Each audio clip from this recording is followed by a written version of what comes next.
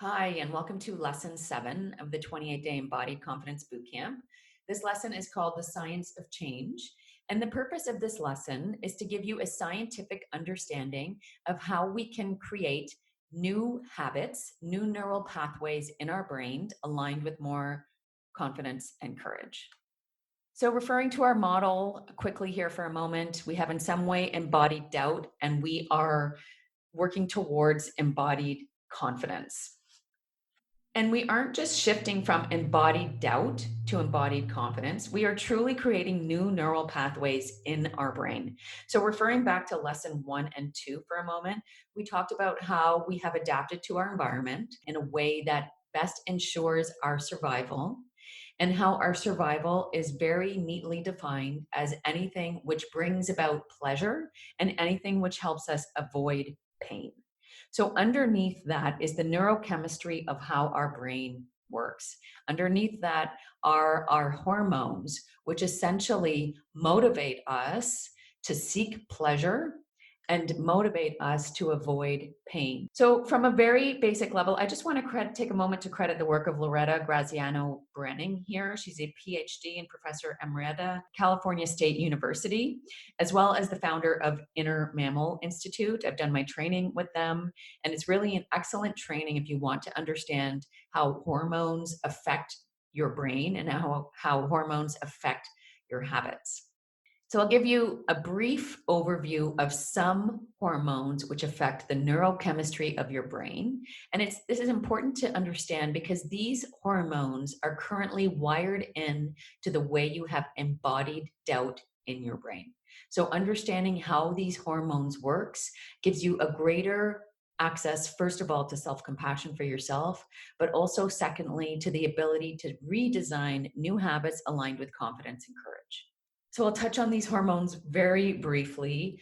Dopamine is your motivation hormone. Dopamine gives you the energy to chase rewards. So when you have a big goal that you're working towards, dopamine is what comes before the goal.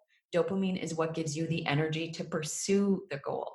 So if we think about a lion in the wild, for example, if a lion sees a gazelle in the wild, if the gazelle is relatively close, then the lion will get a dopamine boost, will get an energetic boost to go and pursue the reward of the gazelle. If the gazelle is too far away, then the lion won't get that dopamine boost.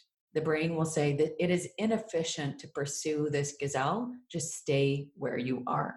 So, dopamine is what comes online when we expect a reward and when we expect we have a relatively good chance of pursuing that reward. Oxytocin is the love hormone. You're probably familiar with oxytocin. We know that it's affiliated with childbirth. We know it's stimulated through touch. You have a lot of oxytocin whenever you've given birth to your children. You have a lot of oxytocin when you nurse your children, when you give love to your children. And oxytocin is truly what helps our species survive. Without that oxytocin boost, we would not be motivated to care for our young. Lizards, for example, I find this fascinating. When a lizard is born, it just starts running away from its parent as fast as it can, because in lizards, they do not have this oxytocin mammalian system. They do not have this wired in love for each other. So a lizard just, when it's born, it runs away as quickly as possible because the mother lizard might actually eat it. Right? Oxytocin is what gives us that ability to care for each other, to love each other. And it's the feeling we get when we do things that are aligned with our social group, when we do things to belong. Serotonin is what comes online, is our status hormone. So it motivates us to seek respect.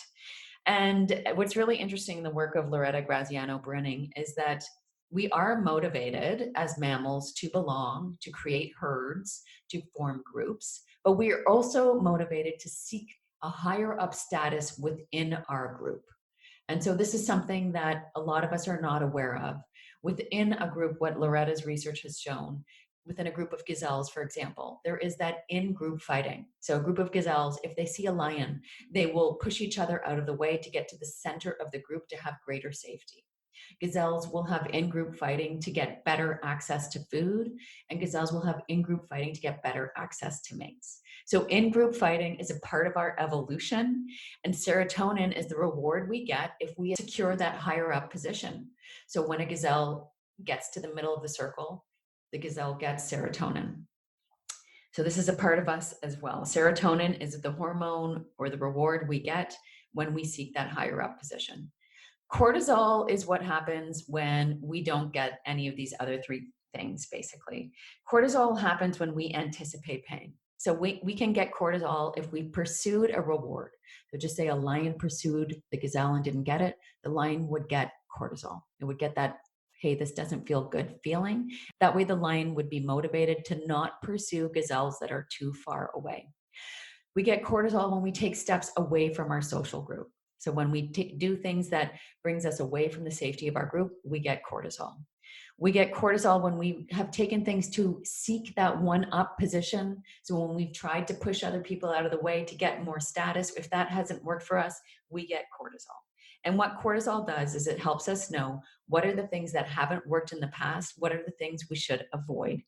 So all of this neurochemistry, all of these hormones are wired into the current structure of your brain. They are wired into your embodied doubt patterns. And I'm going to give you just a couple of typical patterns that show up for some of us women here so you can get a better understanding of this. So one is perfectionism. So this is something I hear about from a lot of women. Might be something I was guilty of myself, maybe something that you struggle with yourself. So perfectionism can be a dopamine pathway built around the expectation of if I am perfect, I will get a reward. So we don't think about perfectionism in this way. We think about perfectionism as something that's bad, something we want to get away from. And yes, that might be true, but perfectionism exists because it in some way either secures our pleasure or it helps us avoid pain. We are always optimizing for those things. So if we have a tendency for perfectionism, it's because it either secures us pleasure or it avoids pain for us. So perfectionism, it could be, one explanation for it is that it's a dopamine pathway built around the expectation of if I am perfect, I will get a reward. So the reward could be serotonin. It could be, I will feel status. I will feel like I am in the one up position. I will feel better than others. This is maybe not something we want to admit to ourselves, but this can be going on in the neurochemistry of our brain. Or it could get us oxytocin. If we are perfect, then I feel worthy of love. I feel worthy of belonging. Another example is martyrdom. So this is something that I also personally struggled with. Martyrdom can be a dopamine expectation built around if I take on a lot, if I do a lot, I will get a reward. So the reward again could be serotonin. If I do a lot, I will feel like I am better than others. And that's certainly a pattern that played out for me. I blamed my husband for not doing as much as me. I felt superior to him because I was doing more. It can also be oxytocin. So for a long time, I had a group of moms and we bonded quite fiercely over this story, this idea that our husbands were not doing as much as us, right? So that's something we bonded over. What we are trying to do in the habits we are going to create is literally shift where the energy is flowing in our brain. So we are trying to shift the neurochemical structure of our brain. We will be shifting how we seek dopamine, how we seek serotonin, how we seek oxytocin, and how we avoid cortisol. Quickly just referring to this doubt and confidence loop, if you recall, there is the embodied doubt, which is our unconscious habits.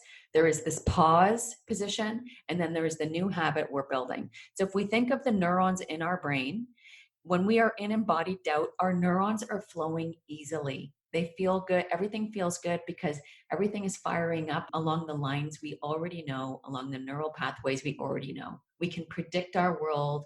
We know where we can expect reward. We know how we can avoid pain. Everything is already wired in nicely. In the pause, we are upsetting that. We are creating a hiccup between the neural pathways we already know, and we are trying to cultivate new neural pathways. In the pause, our neurons are literally not connected yet. We have a gap between the neurons we would like to connect. That gap is called a synapse. And what we will do through practice, through repetition, is create enough energy so that our neurons can jump the gap, can jump the synapse, and connect together.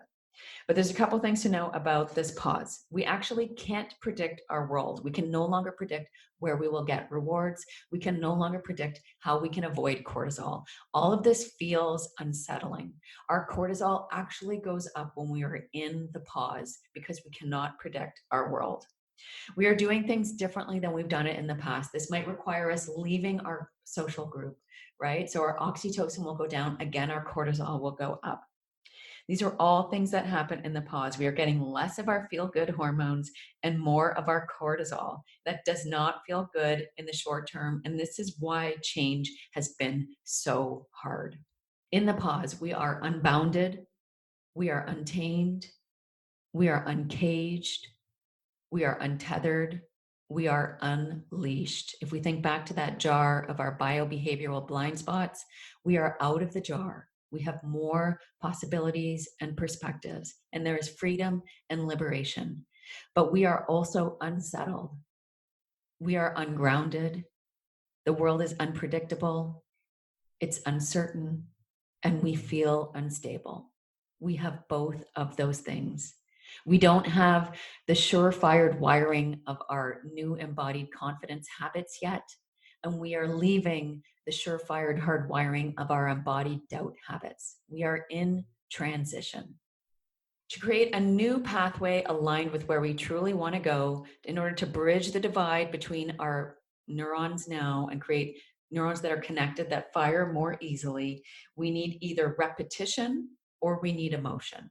So emotion worked because in the wild, if we saw a tiger, we needed to remember that information quickly. We needed to remember it once. We couldn't afford to see the tiger 30, 40 times before we remembered that information. So emotion, the emotion of fear, it helped us create new pathways very quickly. And it's one of the reasons why I remind you to connect with your care. Feel your emotion around what you care about. As you do that, you will give yourself the ability to create new neural pathways. Use the emotion of why you're motivated, why you're doing this. That will help you create new pathways.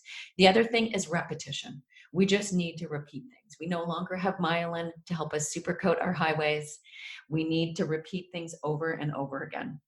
And one of the ways I love that Loretta Graziano Brenning explains this is to think about ourselves as if we were in the Amazon. And so there's the path that's already cleared, the path we already know. And then there's a new path that is covered with dense, thick brush and leaves and bushes and trees. And as we practice a new habit once, it's like we're taking a hatchet and we're starting to clear a path. But if we leave it, then everything will grow back in again. The path will get covered up again. So we have to keep repeating, we have to keep taking swings of the hatchet until we clear a new path, until the road is cleared. This is what we're going to be doing. So to shift, we need to, number one, acknowledge the discomfort of the pause, right? The pause is hard. So watch this video over and over again so you can remind yourself of why it's hard. You are not weak if you find this hard. You are not weak if you find resistance. Resistance is there. There's a reason why this is hard. Have compassion for yourself. And so we're going to be doing some exercises to actually help us with the discomfort of this pause. These exercises truly help us manage the cortisol that comes up during this pause. And then we are going to create new habits that recruit new dopamine, oxytocin, and serotonin pathways, new habits that will give us pleasure in different ways aligned with what we truly want. I don't really address oxytocin in this boot camp. I focus more on dopamine and serotonin, and we have exercises coming up to help us with that. But if you want to cultivate a habit aligned with oxytocin, one quick way to do that is to find a group that mirrors the behaviors you would like to embody. So find a group of courageous, confident women who already have these behaviors or who are working on these behaviors. That might mean leaving the group you're in. If you don't have a group that's very near and dear to you in your actual world, then read about these women, watch documentaries about these women, listen to podcasts about these women. In some way, take steps towards the social group that mirrors the behaviors you would like to build.